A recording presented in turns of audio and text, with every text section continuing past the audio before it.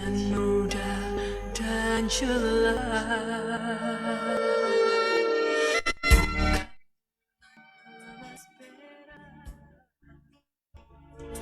Kau menebus diriku oleh segenap kasih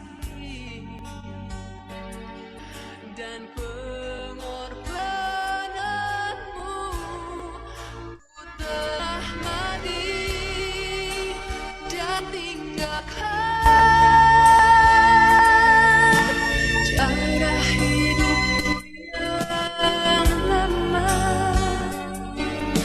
Semuanya sia-sia dan tak berarti lagi. Hidup ini ku letakkan pada mezbahmu ya Tuhan. Jadilah padaku seperti yang kau ingini.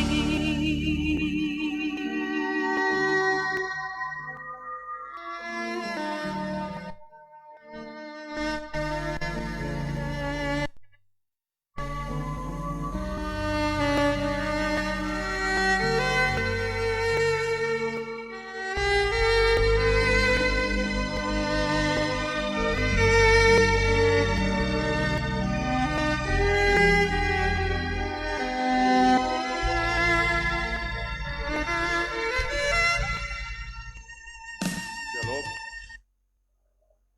Selamat pagi Bapak Ibu Saudara-saudari yang terkasih dalam Tuhan Yesus Kristus. Pertama-tama majelis jemaat menyampaikan selamat datang dan selamat bergabung dalam pelayanan ibadah Jemaat GPI Eden Merauke. Dan juga selamat berbahagia bagi anggota jemaat yang berulang tahun kelahiran serta berulang tahun pernikahan. Panjang umur dan selalu diberkati oleh Tuhan Yesus Kristus. Sebelum masuk dalam pelayanan ibadah saat ini, kami akan membacakan warta jemaat Minggu keempat secara tanggal 7 bulan 3 tahun 2021 adalah sebagai berikut.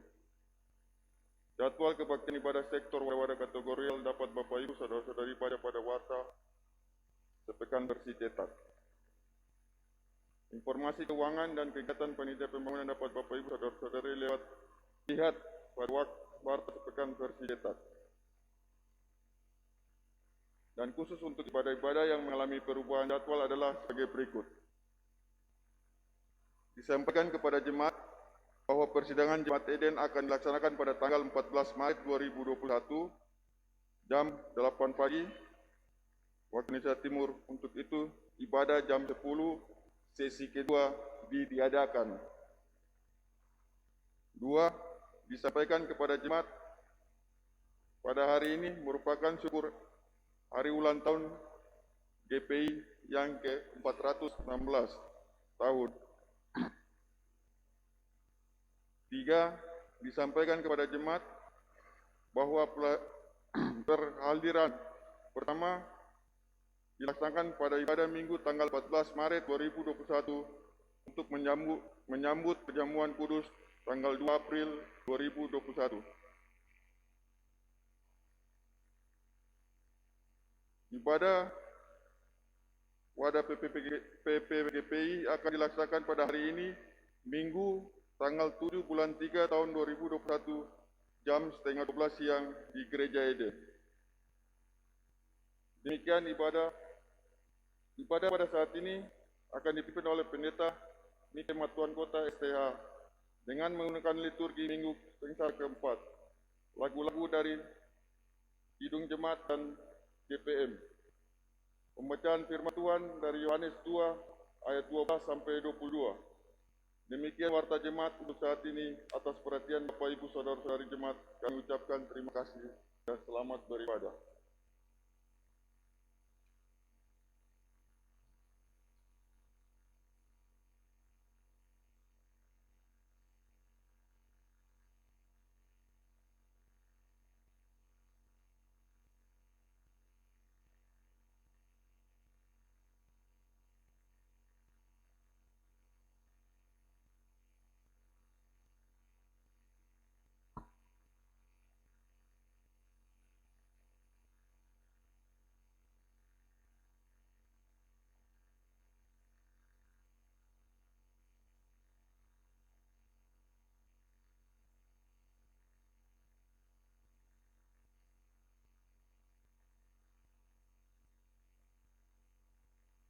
Jemaat Tuhan, selamat pagi. Kita telah memasuki minggu keempat masa Prapaskah.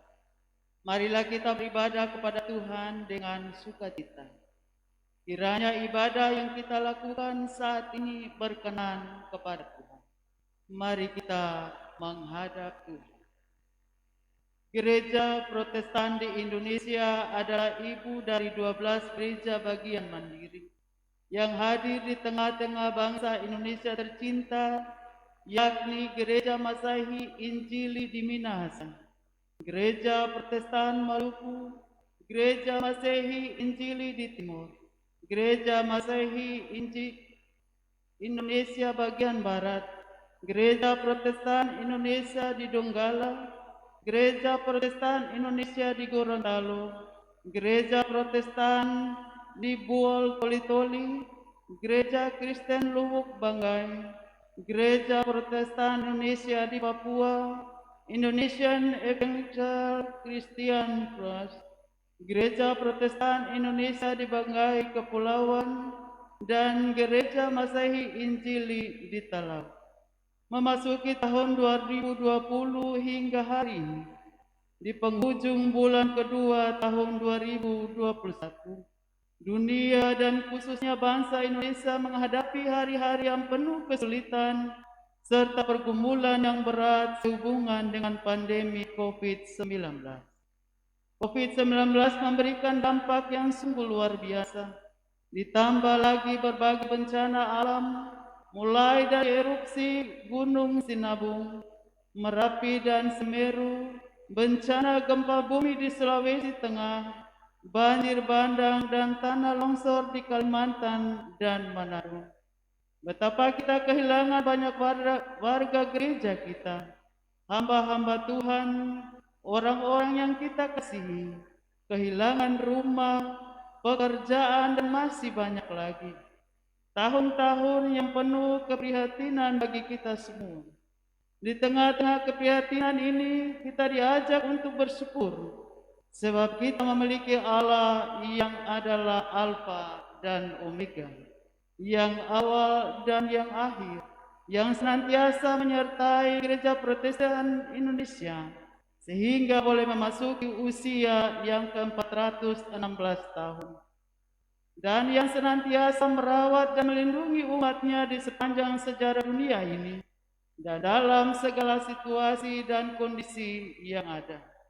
Dialah yang menguatkan kita sehingga kita masih dapat berdiri tegak, bergandengan tangan, mengayuh langkah, mengerjakan tugas pelayanan yang Tuhan percayakan kepada kita. Dengan semangat ini, marilah kita berdiri, kita menyanyi Kidung Jemaat nomor 1 ayat 1, Haleluya, pujilah.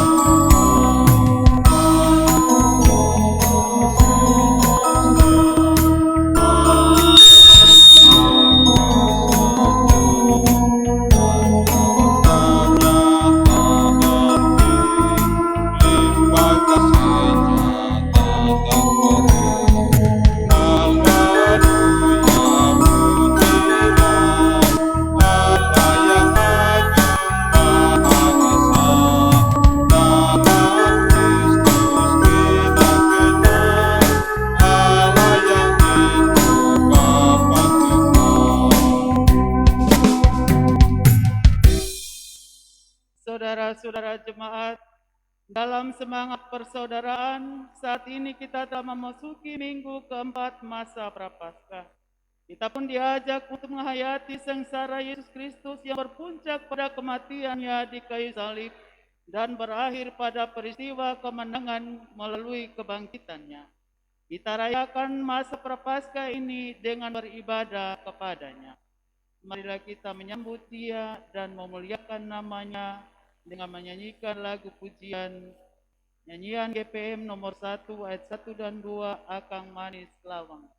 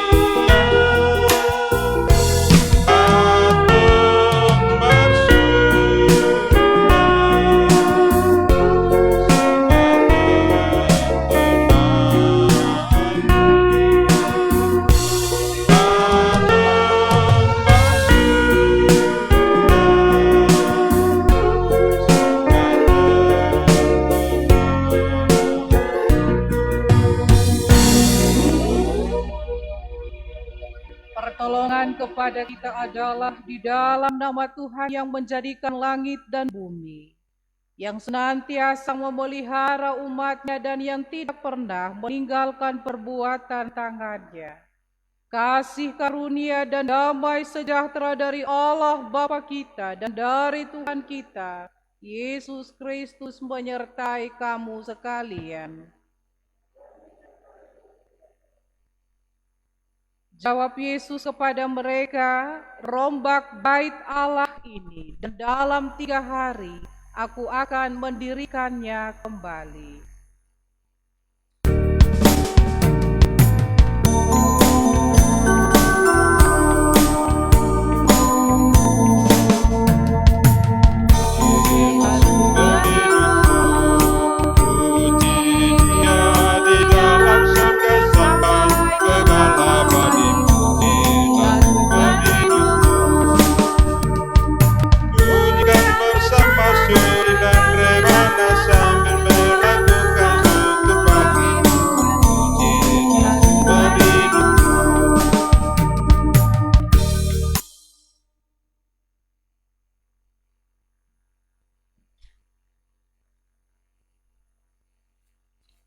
Doa pengakuan dosa.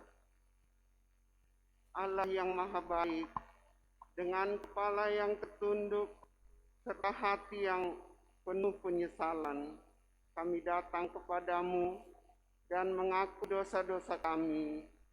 Betapa seringkali kami menyakiti hati Tuhan dan sesama kami.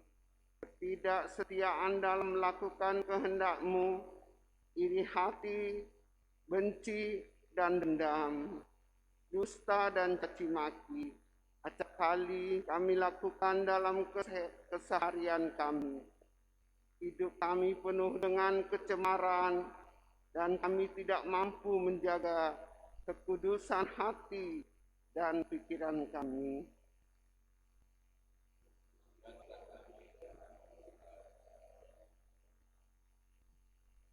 Di tengah pandemi COVID-19, seringkali kami bersikap tidak peduli terhadap saudara-saudara kami yang terpapar virus corona.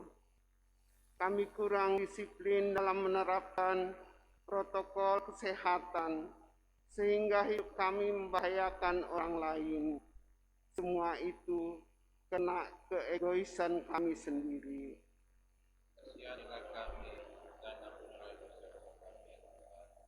Di dalam nama Yesus Kristus Tuhan dan Juru Selamat kami.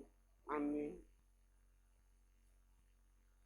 Bagi saudara-saudara yang telah mengaku dosa dengan tulus ikhlas di hadapan Allah, dengarkanlah berita anugerah pengampunan berdasarkan Yesaya 1 ayat 18 yang berkata, firman Tuhan, sekalipun dosamu merah seperti karmisi akan menjadi putih seperti salju.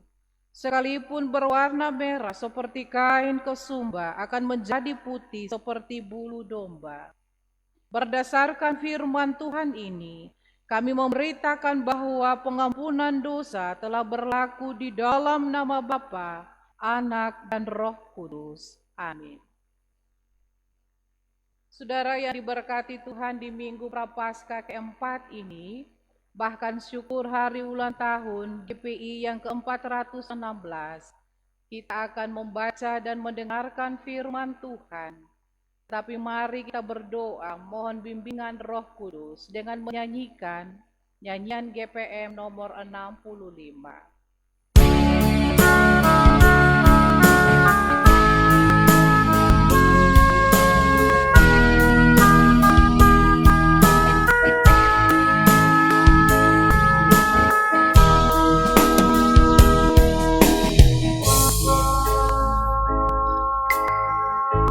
Siapa mengertiku?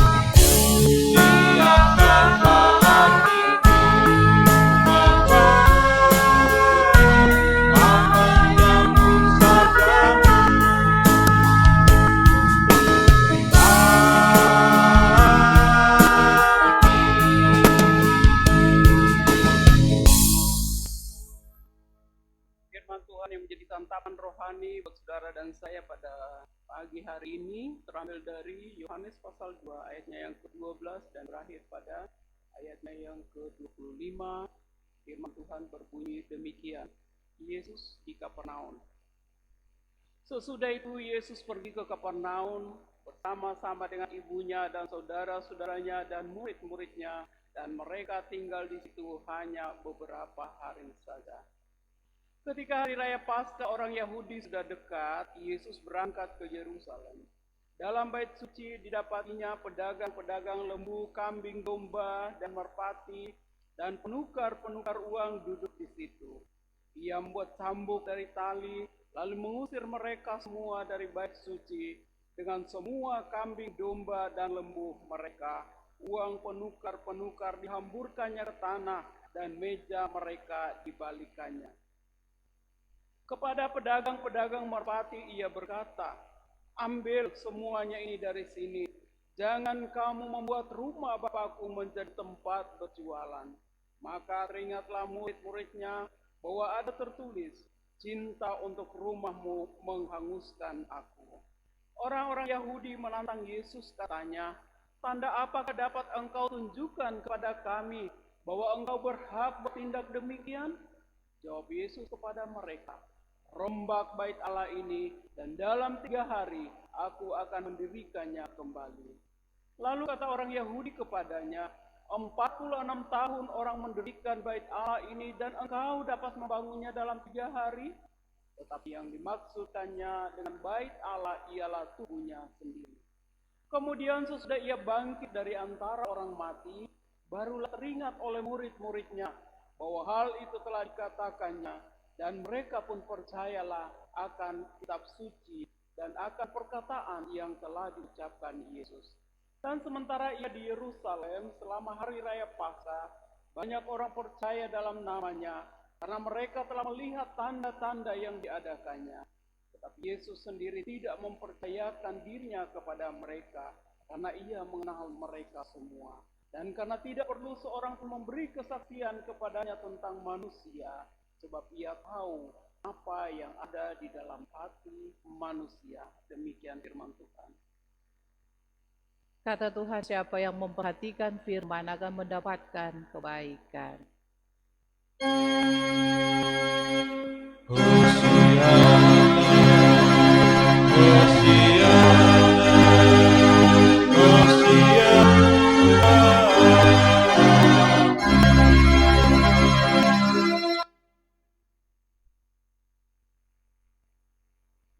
Shalom, saudaraku yang diberkati oleh Tuhan Yesus. Rumah di mana kita punya tempat kediaman atau tempat tinggal. Di dalam rumah itu ada suasana sukacita, ada tawa gembira, ada suka duka, tapi juga ada mesbah pergumulan keluarga yang dibangun dari rumah di mana kita diami.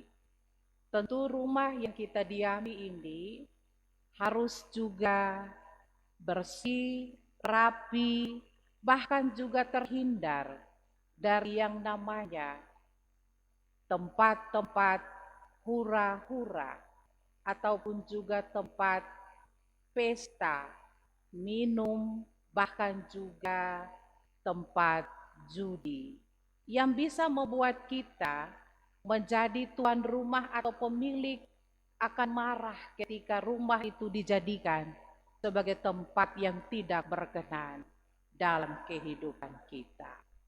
Apalagi ketika rumah sudah dibersihkan dari segala kotoran-kotoran oleh ibu-ibu atau oleh mama-mama terkasih, tentunya mereka sudah bekerja seharian membersihkan rumah, mengepel, dan lain-lain sebagainya.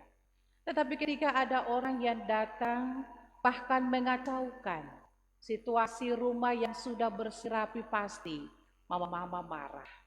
Ya, karena keringat sudah keluar, bersih rumah, baru ada orang yang datang tidak menghargai, tidak menghormati rumah yang sudah bersih. Bukan berarti mengusir orang untuk datang, untuk bisa bertamu, tetapi juga tamu yang kalau datang juga harus sadar dan melihat kondisi rumah yang ada. Saudaraku yang Tuhan Yesus kasihi, dalam bacaan kita saat ini Yohanes 2 ayat 12 sampai 22, ya, sesuai dengan bacaan dari sinode, tapi kita lanjut sampai selesai ayat 25. Bahwa pemilik rumah, ya, pemilik rumah bait Allah yang kudus, yaitu Yesus, ia sangat marah ketika melihat orang-orang yang melakukan tindakan-tindakan yang tidak menghormati kekudusan bait Allah, yang tidak menghargai ataupun merawat tempat ibadah dari sisi fungsinya sebagai pusat peribadahan, di mana umat dan para imam yang hadir, mereka bersekutu memuliakan Tuhan. Ketika Yesus bersama dengan murid-murid dan ibunya melakukan perjalanan ke Kapernaum, di sana sebelum hari raya Paskah, orang Yahudi itu sudah dekat. Maka mereka pergi di sana, dan ketika Tuhan Yesus tadi pemilik bait Allah, dia lihat ada perubahan yang sungguh di luar pikirannya terjadi dalam rumah Bapaknya. Bahwa ada pedagang-pedagang, lembu, kambing, domba, dan para penukar-penukar uang dan barang, dan lain-lain sebagainya yang menyalahgunakan tempat bait Allah tadi, sehingga Tuhan Yesus mengusir mereka yang telah melakukan penukaran uang serta transaksi jual beli di situ. Tuhan Yesus ingin mengembalikan wibawa dan suasana dari bait Allah yang sesungguhnya. Tentunya dengan maksud agar semua orang akan lebih fokus dalam mempersiapkan dirinya atau kehidupannya untuk menghadap Allah melalui doa dan ibadah. Tetapi justru orang Yahudi, ketika dalam persiapan mereka merayakan Paskah, menghayati perbudakan mereka di Mesir, tetapi apa yang terjadi? Para tua-tua Yahudi, para imam-imam justru melakukan tindakan yang tidak menyenangkan hati Yesus. Maka dari sisi manusia dia paling sangat marah. Dia melakukan tindakan demikian bukan karena dia membenci, tetapi dengan penuh kasih dia menyadarkan mereka tadi dengan cambuk dari tali supaya mereka bisa sadar bahwa bait suci itu adalah merupakan tempat yang sakral, tempat yang kudus di mana kita menyembah Allah, memuliakan Allah, bukan dijadikan sebagai suasana pasar, beribut sini sana, berjualan segala hewan-hewan binatang dan sebagainya. Maka bait Allah itu menjadi kotor. Hadirat Allah sudah tidak ada di situ dan dipandang sebagai tempat yang sudah tidak layak untuk memuji dan membesarkan nama Tuhan. Bahwa ketika ada terjadi penukaran uang dan juga dalam penjualan ternak, di situ ada transaksi untuk memberikan persembahan korban. Dari situ ternak-ternak yang ada, hewan-hewan yang ada, yang paling baik bentuk fisiknya itu hanya ada dalam bait Allah yang dijual oleh pemilik ternak. Tapi kalau di luar itu tidak bisa dipersembahkan sebagai korban. Sehingga ketika yang ada dalam bait Allah itu yang gemuk-gemuk, yang sehat maka digunakan. Bukan dengan cara seperti itu, saudaraku, bahwa ketika mereka melakukan penjualan ataupun transaksi membayar pajak bait Allah ataupun juga dalam mencari keuntungan sendiri. Dan ini terjadi, orang-orang Yahudi menggunakan momen situasi seperti ini hanya untuk keuntungan mereka sendiri. Para imam orang-orang Yahudi menjadi kaget, siapakah Yesus ini yang sudah mengusir mereka, melarang mereka keluar dari bait Allah? Apa wewenang Yesus? Apa wewenang Dia yang berhak untuk mengusir kami? Mereka belum mengenal bahwa Yesus adalah anak Allah. Ya, sehingga dengan kemarahan yang luar biasa, Dia mengusir mereka tadi menggunakan cambuk dari tali. Mengapa Tuhan Yesus tidak pakai dari kawat atau duri besi supaya orang-orang yang ada jualan di situ dapat pukul sampai mereka tobat, atau mungkin mereka akan terluka karena cambuk itu terbuat dari tali, dari besi. Tetapi Tuhan Yesus Dia pakai tali. Dalam tindakan ini Dia sengaja menghindari perbuatannya seolah-olah Dia menghakimi.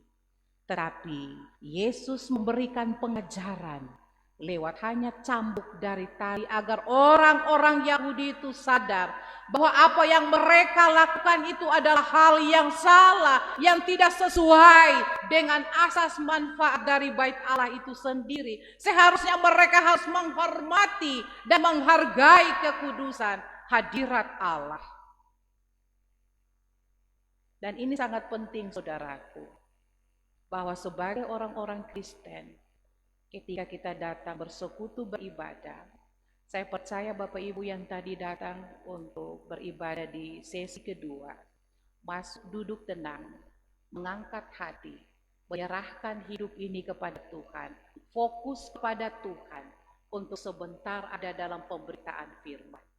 Dan biarlah Kudus yang bekerja dijauhkan dari gangguan-gangguan yang mengganggu fokus, keseriusan, konsentrasi kita kepada Tuhan.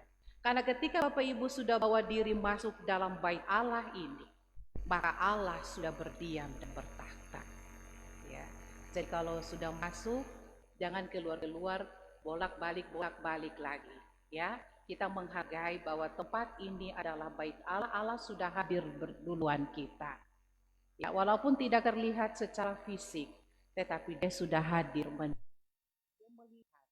Kehadiran kita dengan penuh kesungguhan bahwa menghargai, menghormati rumahnya, baitnya.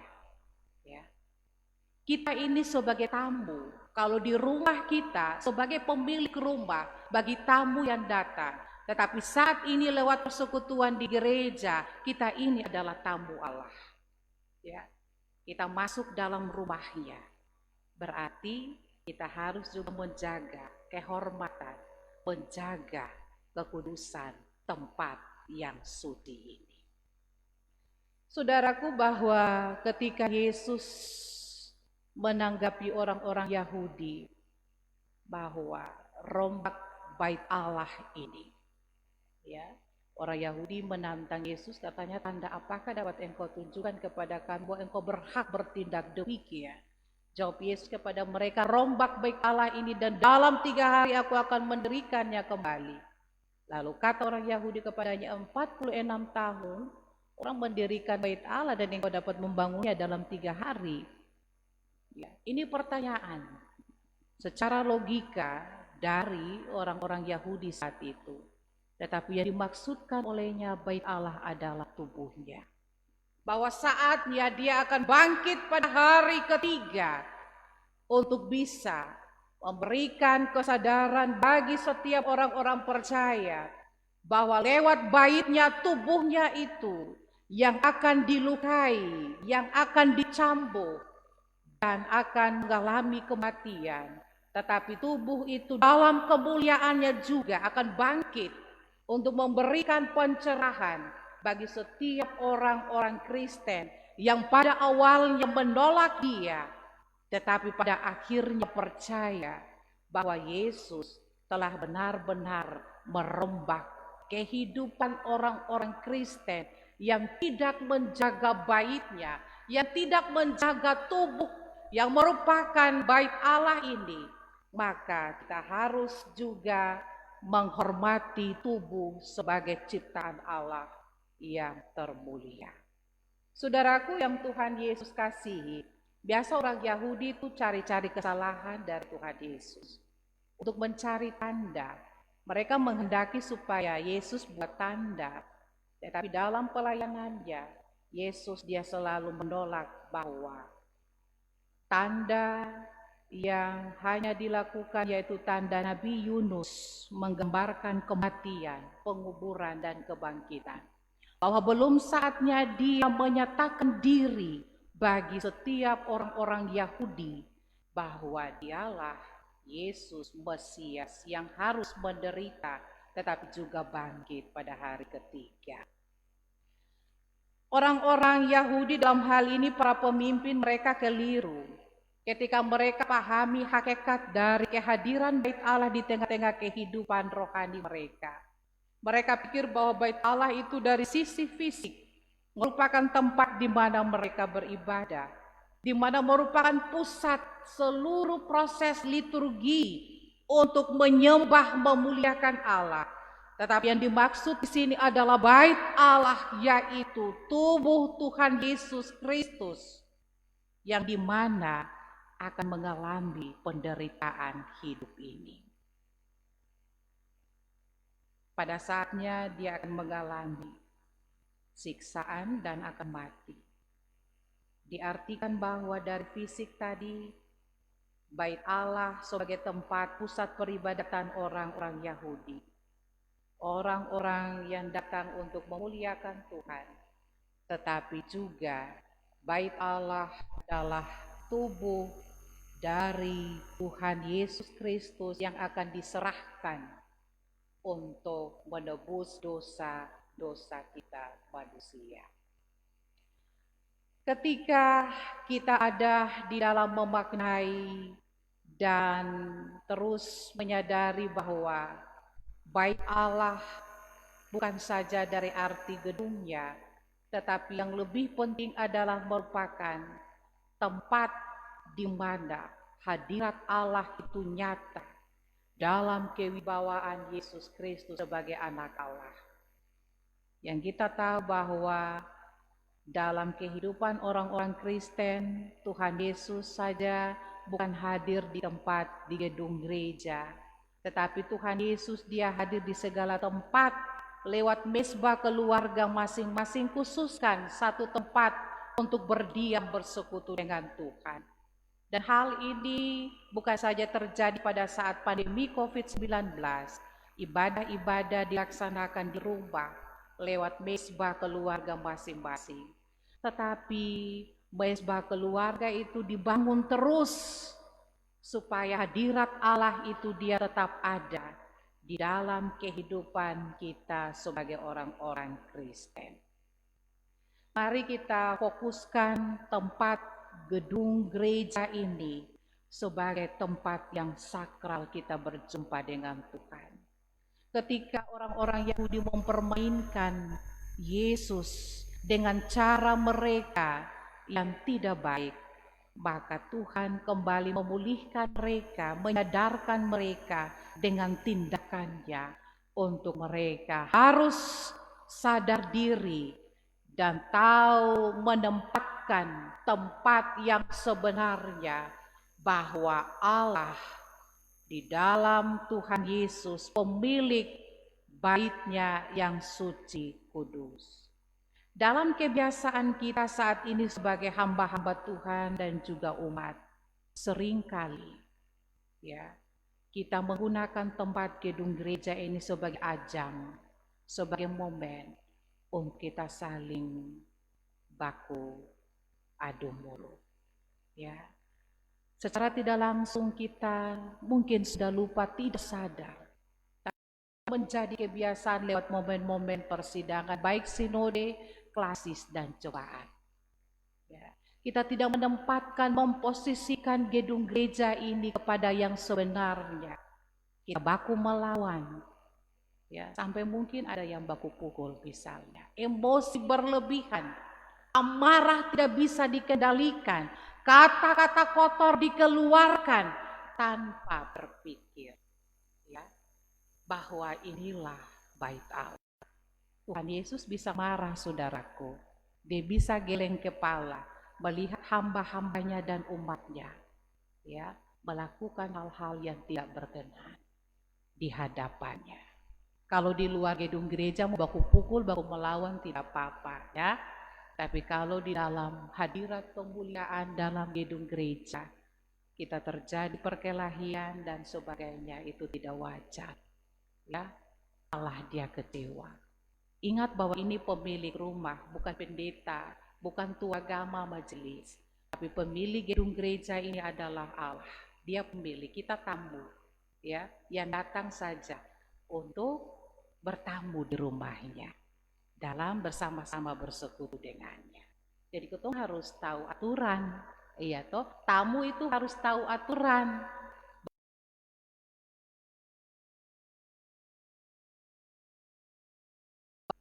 Ya, menempatkan diri bahwa ini kita tamu, apalagi masuk dalam rumah Tuhan.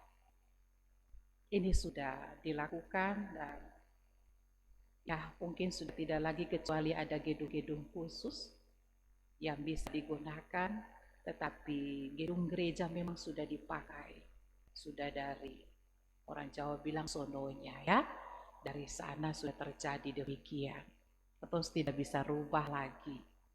Ya ada yang pakai Bella Vista atau yang lain-lain, ya itu sudah, tetapi kalau yang kita tidak mampu, ya mungkin pakai gedung gereja. Tetapi kita juga harus berhikmat bahwa kita ada di dalam rumahnya, dalam baitnya. Kita mohon ampun jika dalam setiap momen-momen lembaga kita lakukan hal-hal demikian, kita menyakiti hati Bapa di sorga. Kita sudah mengecewakan Bapak Ibu, ya, hamba-hamba Tuhan, pendeta, penatua, diaken, umat-umat Tuhan. Semua sudah melanggar aturan yang sudah ditetapkan oleh pemilik. Ya, memang Tuhan tidak tuntut mau dihormati, dihargai, tapi kita sebagai orang Kristen harus menyadari bahwa rumah ini adalah tempat kita berkumpul, kita berjumpa dengan Tuhan, bawa persembahan syukur, bawa pengucapan syukur, bawa pergumulan-pergumulan, doa-doa khusus yang kita naikkan, kita bawa di tempat ini sudah. Ya, mau bawa di tempat mana? Selain juga kalau ada mesbah di rumah Bapak Ibu. Ya, ada 2 tempat. Dalam situasi kondisi corona ini, ketika ibadah-ibadah yang sudah dilaksanakan sebelumnya lewat ibadah secara online atau juga di rumah, dan sekarang kita sudah ada dikumpulkan lagi di gedung gereja.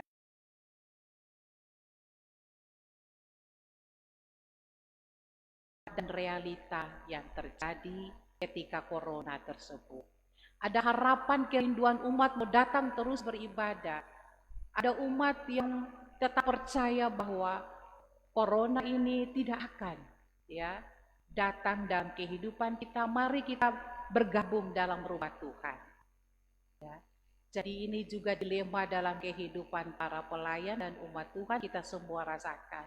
Tetapi di satu sisi kita juga menghormati, menghargai pemerintah dengan kita umat manusia. Dalam merayakan, mensyukuri hari ulang tahun Gereja Protestan Indonesia yang ke-416, tanggal 27, tapi sampai tanggal 7 ini kita diberikan kesempatan mensyukuri karya Tuhan lewat 1 tahun usia bertambah bagi Gereja Protestan Indonesia sebagai mama, sebagai ibu bagi 12 gereja bagian mandiri, dengan karya, dengan pengabdian dalam menghadapi situasi kondisi pandemi COVID-19. Ada banyak korban yang berjatuhan, baik hamba-hamba Tuhan, baik umat Tuhan yang mengalami kesusahan hidup, bencana alam, gempa, dan sebagainya. Tetapi persekutuan gereja yang ada dalam bagian gereja mandiri tetap bergandengan tangan, saling bahu-membahu untuk ada melaksanakan karya misi Allah di tengah-tengah situasi dunia yang sulit sekalipun. Lembaga Gereja Protestan Indonesia ini tetap berdiri kokoh di tengah-tengah badai tantangan yang menghadang kehidupan, pelayanan, dan kesaksian. Tetapi dengan pertolongan Tuhan, bahkan dengan rasa syukur, kita berkata kepada Tuhan bahwa sungguh besar kuasa-Mu lewat usia bertambah 416 tahun yang Tuhan beri. Selamat menghayati Minggu Prapaskah keempat di saat ini, bahkan juga selamat bersyukur dalam merayakan HUT GPI yang ke-416. Tuhan memberkati. Amin.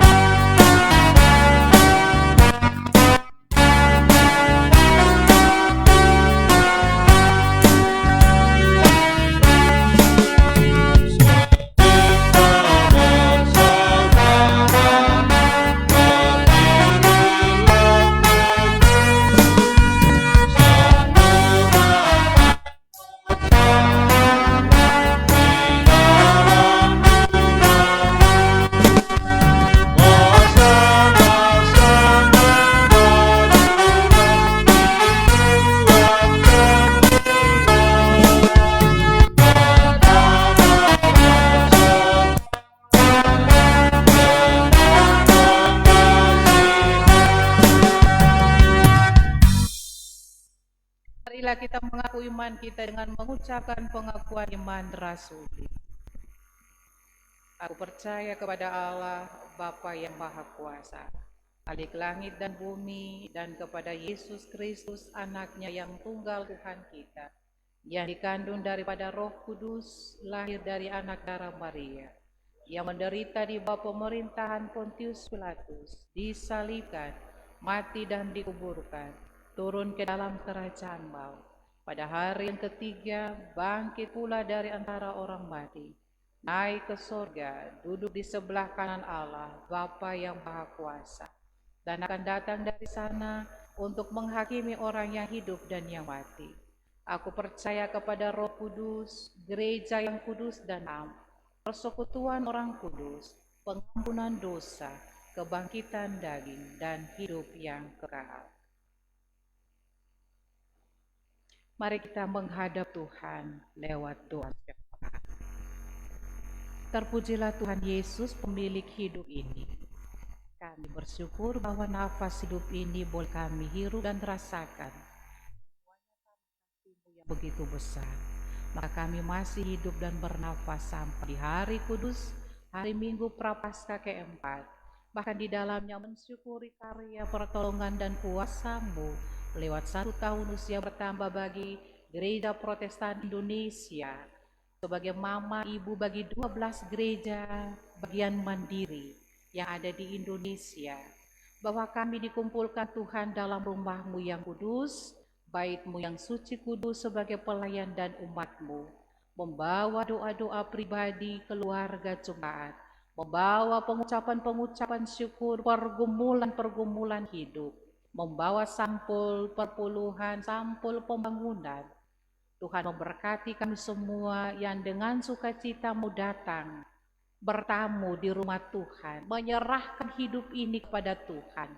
Lewat firman-Mu, menggugah hati dan hidup kami sebagai orang-orang Kristen, untuk kami tidak mengikuti cara dari kebiasaan orang-orang Yahudi, para pemuka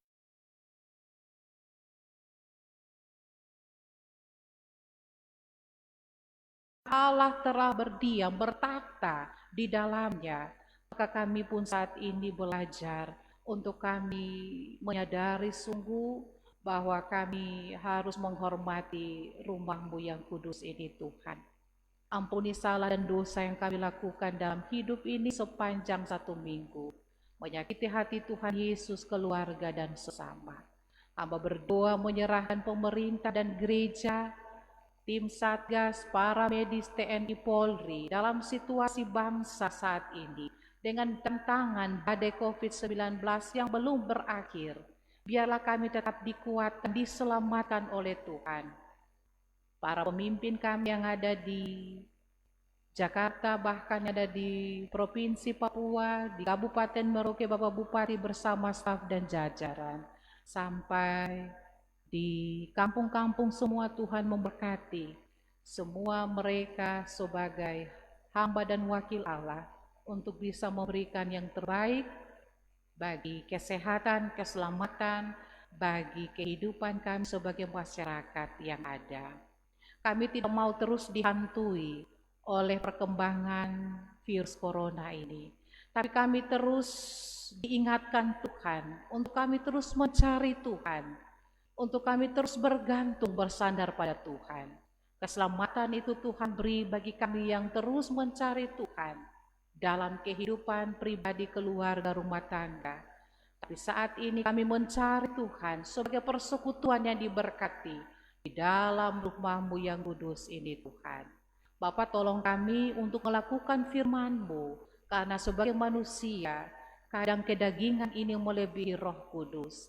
Kadang kami lupa, kadang kami tidak mengendalikan kedagingan kami. Karena itu Tuhan, ampuni kami. Jika dalam momen-momen lembaga atau apapun Tuhan, baik dari sinode klasik sampai di jemaat, yang terjadi yang merupakan kebiasaan dalam hidup kami, bahkan juga ketika kami makan dan minum di dalam rumah-Mu yang kudus, Tuhan sadarkan kami Tuhan, bahwa rumah ini adalah tempat yang sakral, karena ini pemilik rumah adalah Tuhan, maka kami harus menghargai, menghormati bait-Mu ini Tuhan. Bapa, terus sadarkan kami karena kami mau berubah. Bukan berarti kami ditegur untuk kami tidak mau berubah, tapi kamu mau berubah untuk kami lebih mengerti, memahami, memaknai bahwa kekudusan bait Allah harus dijaga baik dari sisi fisik, tapi bait Allah tubuh ini juga harus dijaga untuk memuliakan Tuhan, karena Tuhan berdiam bertakhta dalam tubuh kami, dalam bait-Mu ini Tuhan. Kami dijauhkan dari kecemaran-kecemaran dunia yang mengotori tubuh kami, dan biarlah kami tetap memuliakan Tuhan dalam kehidupan kami semua. Hamba berdoa di saat ini, menyerahkan kehidupan Jemaat Eden, mulai dari keluarga pertama sampai yang terakhir, dari dalam perut kandungan mama sampai yang sudah lanjut usia, dalam tahapan proses perkembangan janin, anak-anak balita, usia sekolah, usia remaja, pemuda, bahkan kuliah, sementara mencari pekerjaan ataupun yang membutuhkan pendamping hidup, Tuhan memberkati dan memberikan jalan keluar, dan memberi roh kepintaran bagi anak-anak kami semua yang sementara menuntut di bangku sekolah bahkan kuliah, yang ada bersama kami tapi juga jauh dari kami. Tuhan jaga dan lindungi mereka semua. Hamba berdoa menyerahkan kami sebagai orang tua, papa dan mama, dalam seluruh tugas profesi pekerjaan kami, baik di sekolah, kantor, bahkan di kampus, di mana saja Tuhan, sebagai pegawai negeri ataupun juga wirausaha, wira swasta, dan sebagainya. Tuhan memberkati setiap pekerjaan-pekerjaan kami, usaha di toko, di kios, di pasar, tukang bangunan, pekerja kasar lainnya, tukang ojek, supir, di perusahaan. Tuhan memberkati, bahkan sebagai para pelayan Tuhan, dengan segala karunia yang Tuhan beri, potensi diri kami untuk kami kembangkan dalam membangun kehidupan ekonomi keluarga dan masa depan anak-anak kami semua. Kami cuma minta berkat umur panjang di dalam kehidupan keluarga rumah tangga kami masing-masing. Hamba berdoa bagi orang tua yang sudah lanjut usia, tetap beri kesehatan umur panjang bagi mereka. Di saat ini dalam sukacita, berkenan dengan 1 tahun usia bertambah, yang Tuhan telah beri bagi anak Marlin yang ke-15, bahkan usia pernikahan Bapak Tarsis Pinsokum dan Ibu Martina Tanlain, dalam usia pertambahan dalam pernikahan yang ke-26 tahun. Bahkan usia pernikahan mereka diberkati. Dalam minggu berjalan ke depan, hamba berdoa bagi 9 anak Tuhan yang mengalami pertambahan 1 tahun usia kelahiran, diberkati dengan berkat umur panjang, dan 5 pasangan keluarga yang juga mengalami 1 tahun usia pertambahan dalam pernikahan, diberkati dengan berkat keluarga. Bapa di sorga, hamba serahkan kehidupan kami semua di saat ini yang hadir, baik anak-anak, orang tua, dewasa yang sudah lanjut usia, tapi mereka masih menempatkan diri ada berjumpa dengan Tuhan. Berkat jasmani dan rohani diterima di hari ini. Dan mereka membawa pulang berkas-berkas Allah membekas, dan berkas itu merupakan makanan rohani yang terus menguatkan tubuh jiwa roh kami lewat kebenaran firman-Mu. Terima kasih Tuhan Yesus, dijauhkan daripada kami segala susah mara bahaya, kecelakaan sampai pada maut dari kehidupan kami semua di minggu sepekan ini Tuhan. Bahwa kami berjalan bersama Tuhan yang terus menolong dan melindungi kami dari wabah virus corona ini. Tak lupa satu keluarga NN dari sektor Tigris yang juga membawa persepuluhan masuk dalam perbendaharaan gereja. Diberkati saudara ataupun keluarga NN ini, diberkati memberi apa yang punya hak dan milik Tuhan. Berkat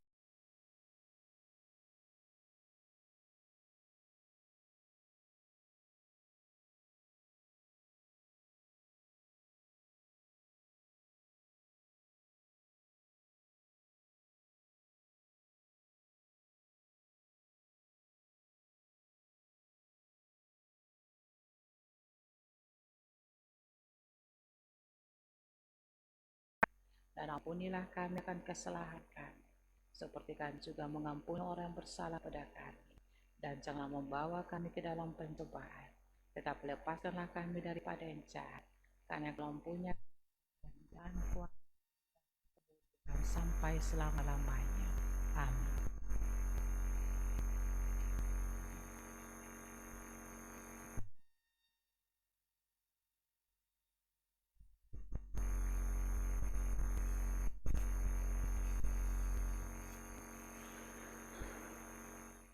Jemaat Tuhan, marilah kita menyatakan syukur kita dan memberikan persembahan kepada Tuhan. Berkata, berilah kepada Tuhan kemuliaan namanya, bawalah persembahan dan masuklah menghadap Dia. Sujudlah kepada Tuhan dengan menghiaskan kekudusan.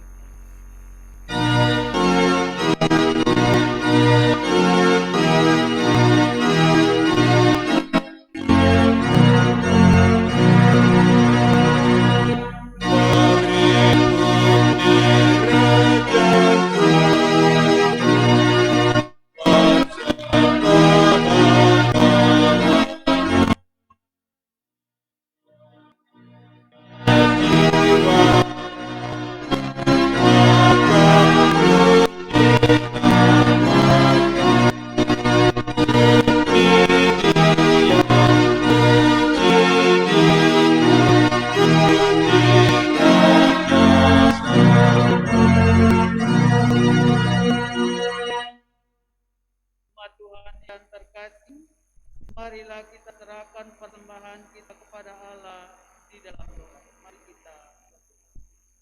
Ya Allah yang Maha Pengasih lagi Maha Penyayang, kasih-Mu sungguh nyata dalam kehidupan kami dari hari ke hari. Kesetiaan-Mu tak pernah lekang dari hadapan kami, khususnya ketika Engkau berkenan menyertai perjalanan hidup dari gereja kami, yakni gereja Protestan di Indonesia yang mendapat kasih karunia-Mu berupa pertambahan 1 tahun usia sehingga memasuki usia 416 tahun. Kami persembahkan syukur kami ini kepadamu. Terimalah dan kuduskanlah untuk pekerjaan kemuliaan nama-Mu. Dalam nama Yesus Kristus kami berdoa. Amin.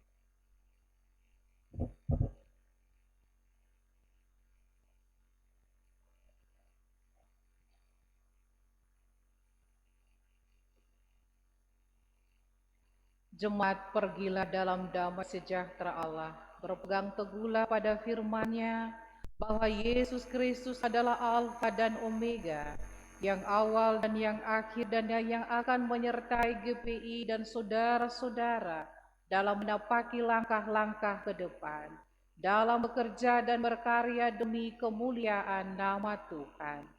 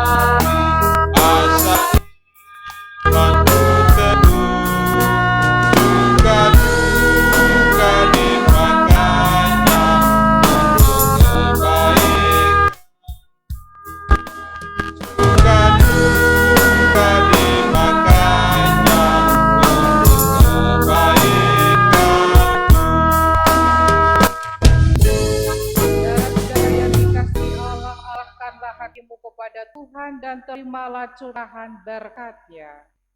Tuhan memberkati engkau dan melindungi engkau. Tuhan menyinari engkau dengan wajah-Nya dan memberi engkau kasih karunia. Tuhan menghadapkan wajah-Nya kepadamu dan memberi engkau damai sejahtera.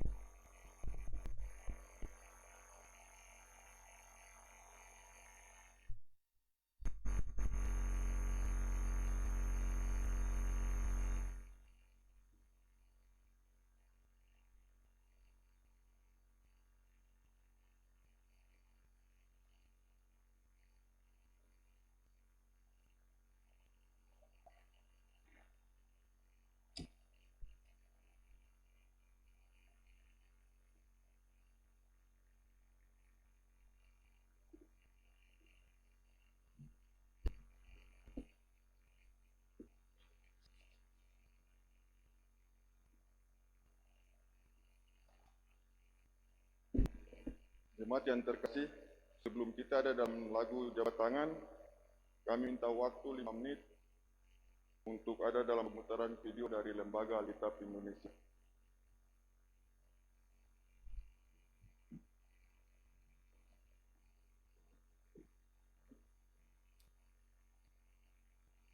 Salam damai sejahtera bagi kita semua. Atas nama Lembaga Alkitab Indonesia, kami mengucapkan terima kasih atas kesempatan yang diberikan untuk hadir di tengah-tengah Bapak Ibu di saat ini. Pada kesempatan kali ini, kami rindu menyampaikan salah satu program pelayanan Lembaga Alkitab Indonesia, yaitu program Satu Dalam Kasih atau yang biasa disingkat SD. Program Satu Dalam Kasih adalah program yang menjawab kebutuhan Alkitab umat Tuhan di pelosok daerah yang tidak dapat memiliki Alkitab karena faktor ekonomi dan faktor biaya. Melalui Bapak Ibulah mereka dapat memiliki Alkitab yang mereka rindu.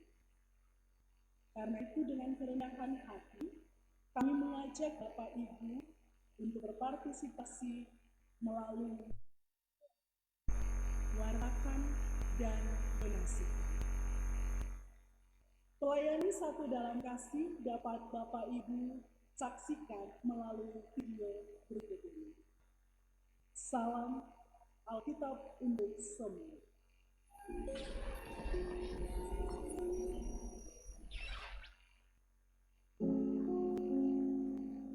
2020. Tahun yang begitu pilu.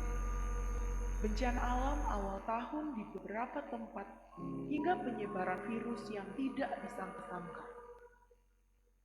Namun, di balik semua keadaan ini, secara nyata Tuhan terus menolong kita untuk mampu melewatinya. Sama seperti saudara-saudara kita di berbagai pelosok tanah air ini. Dengan segala kekurangan mereka, dengan segala perubahan yang tiba-tiba, harapan mereka tidak sirna untuk dapat merasakan kasih Tuhan melalui Alkitab. Hal ini yang mendorong Lembaga Alkitab Indonesia untuk terus berusaha menolong mereka dengan menjembatani kebutuhan Alkitab melalui donasi dari para mitra dalam program Satu Dalam Kasih. Di tahun 2020, karena pandemi COVID-19, maka Alkitab yang bisa disebarkan adalah sebanyak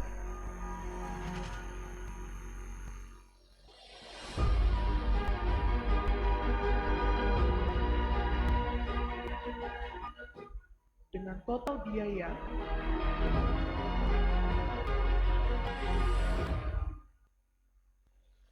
Lembaga Alkitab Indonesia atas gerakan Tuhan memberikan kepada kami Alkitab. Sungguh kami bangga, karena bagi kami Alkitab itu menjadi pedoman dan ciri khas kehidupan kehidupan Kristen. Dengan adanya bantuan Alkitab secara gratis, tentunya sangat mendukung bahkan menopang perkembangan dan kemajuan iman jemaat di sana. Kami ucapkan terima kasih banyak kepada Lembaga Alkitab Indonesia bersama mitra dan para donatur yang telah dengan sukacita menolong kami. Terima kasih untuk semua kasih yang Tuhan berikan dan salam. Di tahun ini, Lembaga Alkitab Indonesia kembali mengadakan program Satu Dalam Kasih untuk daerah-daerah sebagai berikut: Humbang Hasudutan, Gomo, Enggano, Kalimantan Utara, Kabupaten Ketapang, Tagulandang, Luwuk, Buol Toli-Toli, Mori, Toraja, Sabu, Kaimana, Komoro, dan Asmat. Dengan total 155.000 eksemplar Alkitab dan bagian-bagiannya dengan biaya sebesar 14.725.000.000 rupiah. Mari, dengan penuh sukacita, kita mendukung program Satu Dalam Kasih. Berkat Tuhan yang sungguh luar biasa, kita mau bagikan juga agar banyak jiwa-jiwa yang bisa menerima kabar baik mendapatkan Alkitab melalui program Satu Dalam Kasih.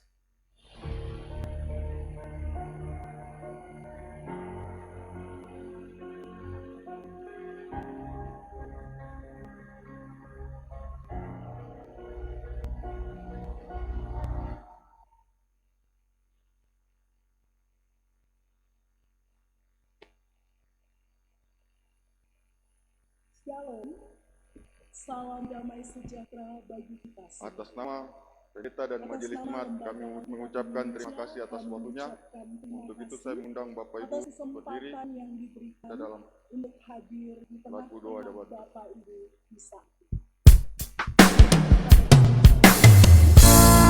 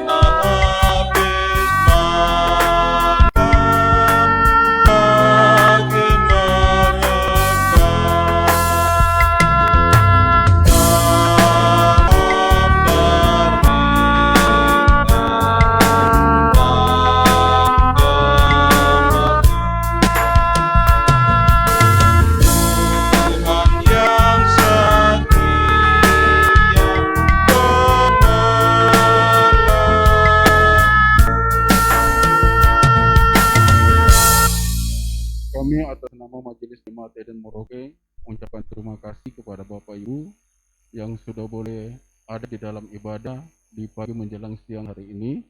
Juga kami juga mengucapkan kepada Bapak Ibu yang nonton di rumah lewat live streaming, kami juga mengucapkan terima kasih. Biarlah apa yang telah kita buat di hari ini itu boleh dapat menyenangkan hati Tuhan, dan Tuhan tetap senantiasa memberkati bagi kehidupan kita semua. Satu hal yang tadi yang kita nonton tentang live tadi, diharapkan bagi kita untuk bisa dapat mendonasikan sebagian dari kelebihan kita untuk Lembaga Alkitab Indonesia, agar Alkitab itu bisa dapat dijangkau oleh bagi umat-umat yang belum mendapatkan Alkitab. Tadi yang dapat saya lihat tadi bahwa masih banyak kita umat-umat Kristen yang belum mendapatkan Alkitab. Jadi harapan daripada Lembaga Alkitab Indonesia mengharapkan bagi kita semua untuk bisa dapat mendonasikan bagi kelebihan jika ada di keluarga kita masing-masing. Jadi untuk itu kami harapkan terima kasih dan selamat hari Minggu. Kiranya Tuhan memberkati kita semua dan selamat menikmati berkat-berkat Tuhan di hari ini. Salam.